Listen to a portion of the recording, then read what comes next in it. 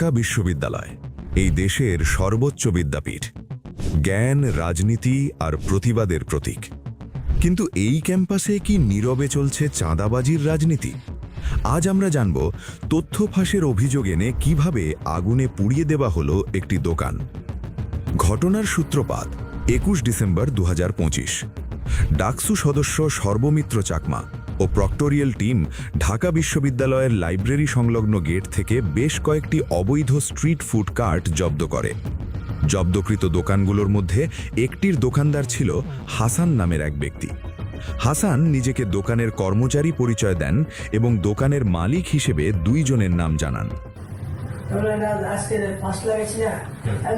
বন্ধ করে যাওয়ার পরে কথা হবে কেমনি কি কত দিয়ে লাগবে না লাগবে, তখন যদি আমার দেখছি এখন পোষে কোনো তখন বললাম আমি কোথা লাগাবো, পোষে আজকে লাগাই দেখো কি অবস্থা সাই আপনারা লাগাই ওই দুইজনে আসিল, দুইজন আপনি তারপর তো সাই দুজনে এখানেই ছিল।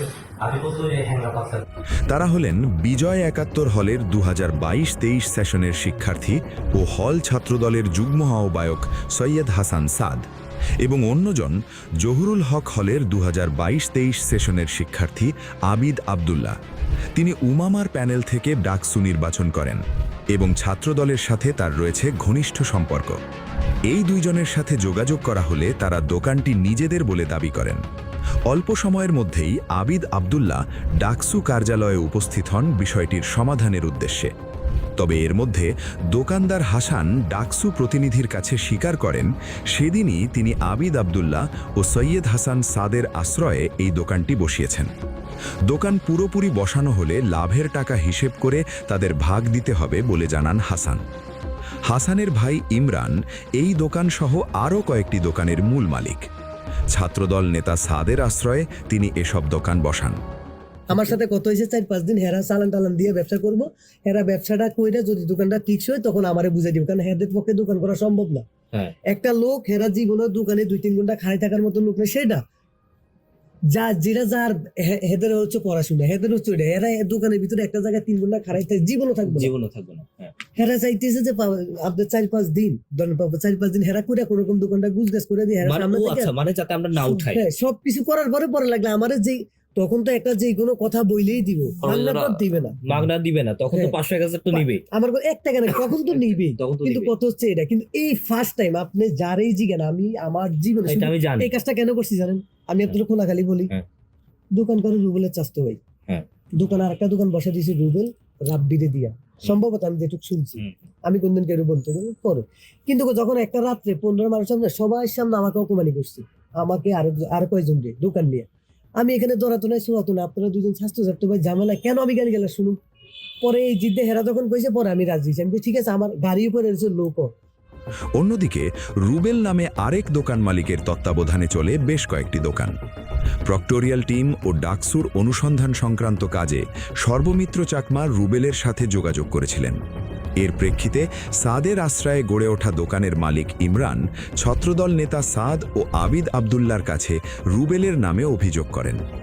ইমরান তাদেরকে বলেন রুবেলই ছাত্রদলের চাঁদাবাজির তথ্য ডাকসুকে দিয়েছে।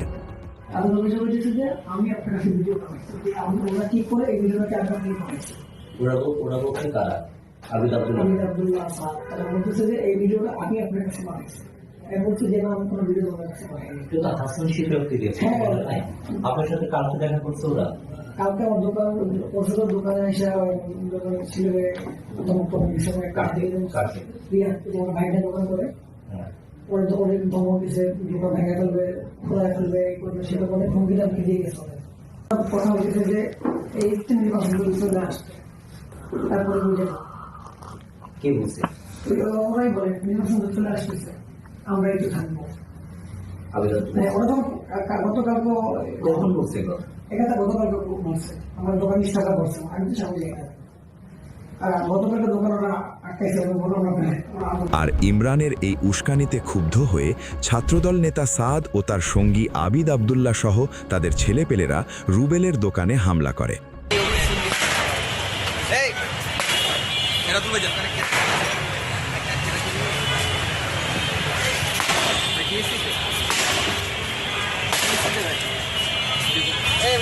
আগুন ধরাই দে বুঝাই বেটা খারস কেন তোরা না এটা কুইয়া করলো আর কমাইলো দাবাইলো ওই দিলে কমাইলো তেল দিয়ে তো ওই দিলে একদম পোস্টোরিয়াল টিমের চাকরিটা তোরই দেব এই মানুষ এই দাঁড়া ঠিক আছে হইছে রাখ হ্যাঁ ওই জায়গা জায়গা মার ওই জায়গা জায়গা গুলোর মার পুরে এলো আরে চাকটা ধলাই দিলেই হয়ে যাবে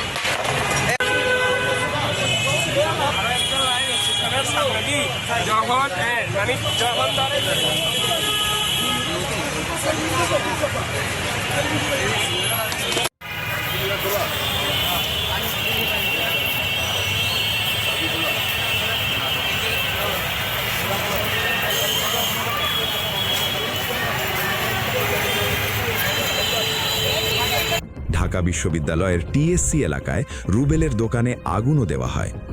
প্রত্যক্ষদর্শীদের ভাষ্যমতে আবিদ ও সাদের লোকজন দোকানটি পুড়িয়ে দেয়। দোকান পুড়িয়ে দেওয়ার সময় তাদেরকে একটি ফোনে কথা বলতে দেখা যায়।